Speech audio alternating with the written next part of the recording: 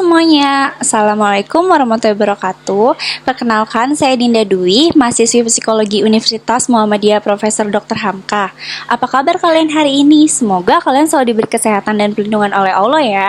Apalagi di saat pandemi seperti ini, jangan lupa untuk selalu menaati prokes agar kita selalu terhindar dari bahayanya penyakit COVID-19 ini. Nah, di kesempatan video kali ini nih, saya akan membahas tentang smartphone addiction. Siapa sih zaman sekarang yang nggak pakai handphone? Pasti semua kalangan udah pada tahu dong apa itu handphone. Apalagi di era pandemi kayak gini, kita kan melakukan segala kegiatan melalui online ya. Pastinya handphone sangat dibutuhkan banget nih. Nah, dengan mengikuti perkembangan teknologi digital, sekarang tuh handphone gak cuma bisa digunain buat komunikasi aja. Zaman dulu kan handphone cuma bisa buat telepon atau SMS. Nah, sekarang tuh kemajuan teknologi udah makin bagus. Jadi sekarang handphone itu udah menjadi multifungsi, yaitu smartphone. Nah, smartphone atau telepon pintar adalah alat komunikasi yang digunakan masyarakat pada saat ini untuk berkomunikasi dengan orang lain menjadi lebih mudah. Sesuai dengan namanya yaitu telepon pintar atau smartphone. Maka telepon pintar ini sudah dilengkapi dengan koneksi internet dan memiliki fungsi personal digital assistant seperti kalender, kalkulator, memo, dan gak cuman itu, telepon pintar ini juga bisa untuk bermain game, bisa untuk mendengarkan musik, menonton video, menonton film, serta bisa mengakses sosial media seperti Twitter, Telegram, WhatsApp, Instagram, dan sosial media lainnya. Nah, adapun dampak positif dan dampak negatif yang dapat kita rasakan saat menggunakan handphone. Dari dampak positifnya dulu nih, pertama, kita bisa mudah untuk berinteraksi. Di saat pandemi kayak gini kan kita nggak bisa interaksi sama teman-teman kita, nggak bisa interaksi sama saudara-saudara kita, jadi nggak bisa silaturahmi langsung ke rumah mereka. Namun dengan adanya smartphone ini, memudahkan kita untuk berinteraksi atau bersilaturahmi melalui smartphone dengan cara mengobrol langsung lewat chat atau bisa melewat video call. Kita bisa langsung tatap muka dengan saudara atau teman-teman kita dan bisa langsung melihat mukanya. Jadi smartphone ini sangat canggih banget nih. Nah, terus ada juga yang kedua, dampak positifnya bisa mempersingkat jarak dan waktu. Dan yang ketiga ini memudahkan dalam melakukan segala hal. Misalnya kita mau pergi ke dokter, tapi karena sekarang lagi pandemi, kita kan jadi was-was dong ya kalau mau ke dokter, apalagi ke rumah sakit yang rame banget. Nah, dengan adanya smartphone ini, kita bisa langsung konsultasi atau chat dokter langsung melalui smartphone dengan cara mendownload aplikasi-aplikasi yang sudah disediakan. Dan kita juga yang keempat, kita bisa mencari informasi. Misalnya kita mau mencari informasi wisata-wisata yang seru, kita tinggal buka smartphone, kita tinggal cari di Google wisata-wisata yang seru, pasti langsung keluar kan semuanya. Nah, selain itu ada juga dampak negatifnya. Dampak negatifnya apa nih? Mudah kecanduan. Misalnya nih, kita asik main game. Karena kita asik banget nih main game, seru banget, kita jadi kecanduan. Kita jadi main game mulu, kita jadi lupa sama waktu sholat, kita jadi lupa sama waktu buat belajar karena keasikan main game, atau karena keasikan menonton film, kita menjadi lupa sama hal-hal yang harusnya kita lakukan. Nah, setelah itu kita dampak negatifnya itu menguras waktu yang harusnya waktunya kita buat mengobrol sama keluarga kita di rumah, kita malah jadi asik main HP. Terus yang ketiga itu menjadikan orang mementingkan dirinya sendiri.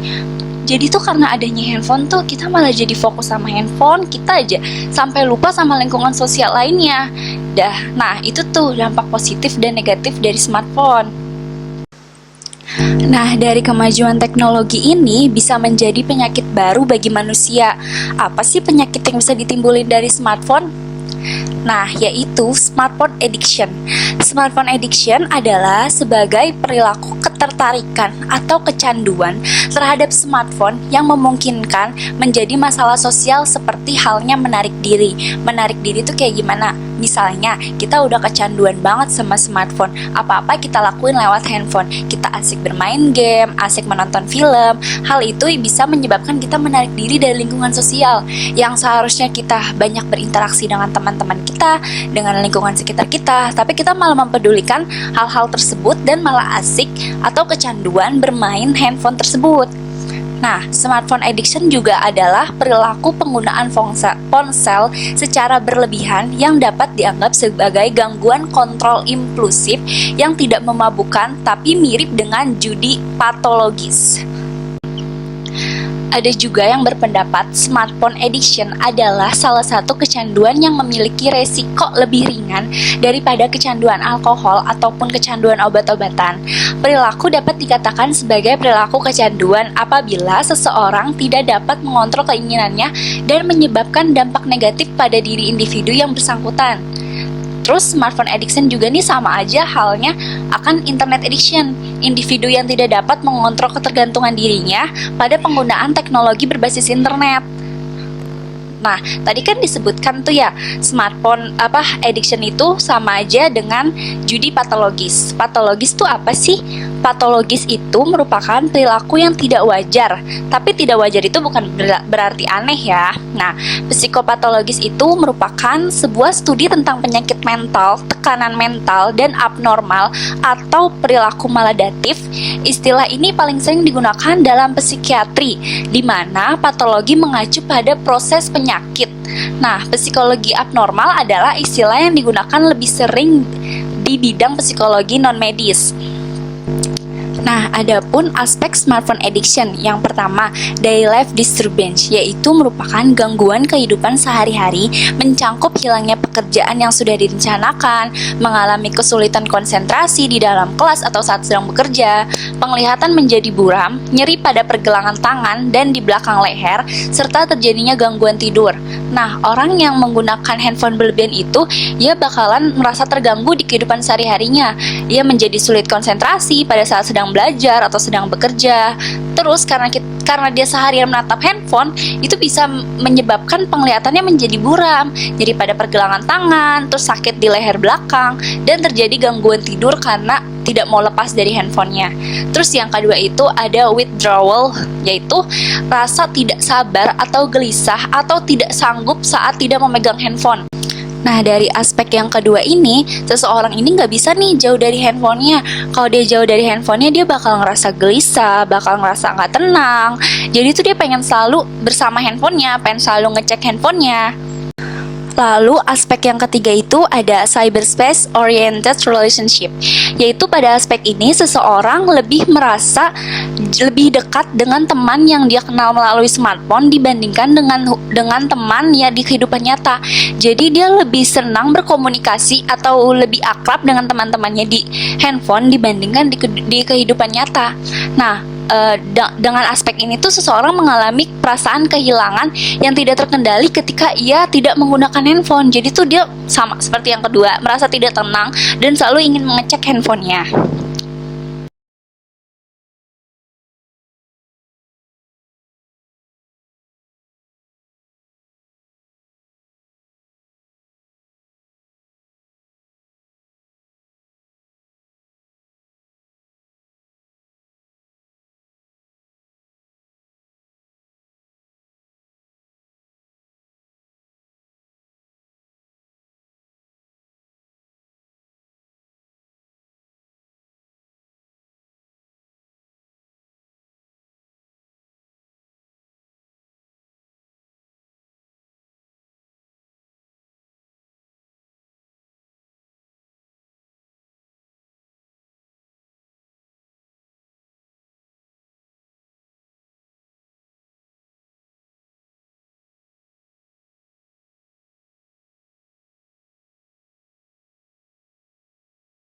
Nah, selanjutnya ada faktor dari smartphone addiction, yaitu faktor internal dan faktor eksternal.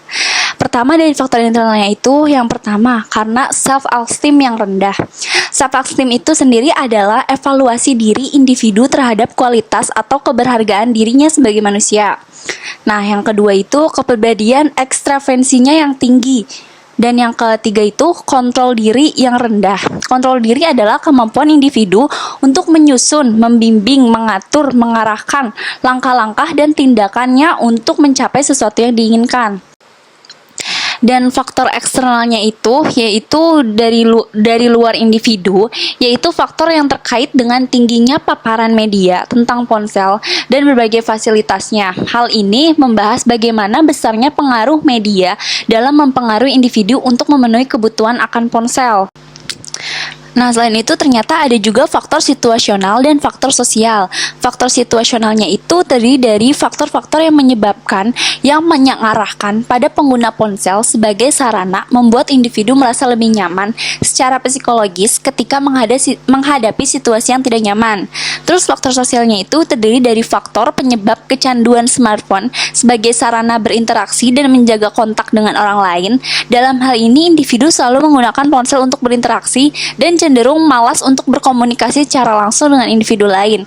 Karena dia udah merasa nyaman dengan komunikasi menggunakan handphone, dia menjadi menutup diri, menarik dirinya untuk tidak berkomunikasi secara langsung atau menjadi lebih nyaman berkomunikasi melalui handphone dibanding melalui komunikasi secara langsung. Nah, adapun smartphone addiction menurut Islam yaitu di surat Al-Baqarah ayat 195 disebutkan bahwa dan janganlah kamu menjerumus dirimu sendiri dalam kebinasaan. Nah, bermain handphone berlebihan itu kan ada dampak negatifnya ya. Jadi itu jangan sampai kita menjerumuskan diri kita sendiri ke dalam hal-hal yang negatif. Dan juga ada dalam surat An-Nisa ayat 29, dan janganlah kamu membunuh dirimu sendiri, sesungguhnya Allah Maha penyayang kepadamu. Jika mental kesehatan sudah terganggu, maka kehidupan rohani juga akan ikut terganggu. Orang yang lupa waktu sama saja dia tidak sadarkan diri dan menjadi lupa sampai-sampai dia lupa sama kewajibannya. Dia lupa kalau dia makhluk yang membutuhkan Tuhan. Saking asiknya bermain handphone, dia sampai lupa untuk sholat 5 waktu. Saking asiknya bermain handphone, dia sampai lupa untuk belajar. Dan di surat Al-Bayyinah juga menjelaskan, padahal mereka tidak disuruh kecuali supaya menyembah Allah dengan memurnikan ketaatan kepada Allah dalam menjalankan agama yang lurus, dan supaya mereka mendirikan sholat dan menunaikan zakat, dan jangan demikian itulah agama yang lurus.